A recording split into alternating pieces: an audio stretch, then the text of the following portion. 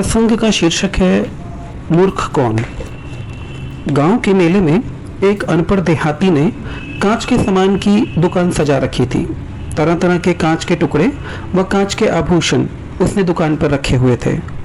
मेले में एक जौहरी भी टहलने के लिए आ गया।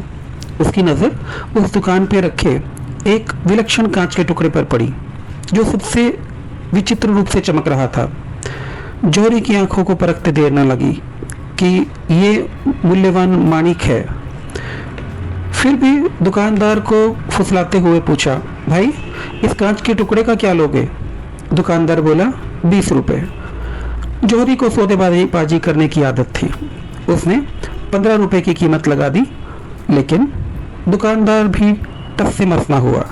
जौहरी ने सोचा, थोड़ी देर मेले में घूमा जाए, ये कहाँ भागा जा रहा है, वापिस आऊँगा तो 15 में ही दे देगा। थोड़ी देर बाद जौहरी लौट कर आया तो देखा कि वह चमकदार माणिक गायब था।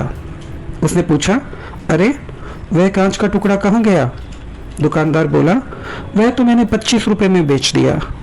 जौहरी ने माथा पीटते हुए कहा, अरे तुम नितांत ही मूर्ख हो।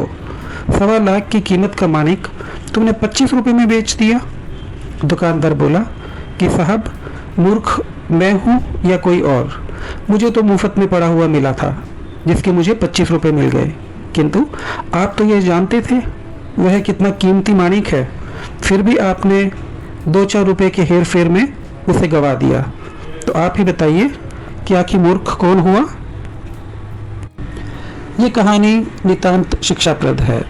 बहुत से व्यक्तियों को हम ये कहते हैं कि इन्हें अपने मनुष्य जीवन का ज्ञान नहीं है, किंतु जिन व्यक्तियों को अपने मनुष्य जीवन का ज्ञान है, यदाकचित उनके भी आचरण, व्यवहार एवं जीवन शैली उन्हीं की भांति प्रतीत होती है जिन्हें अपने मनुष्य जीवन का ज्ञान नहीं है। तो संदर्भ कदाचित उचित है कि वस्तुतः मूर्ख कौन।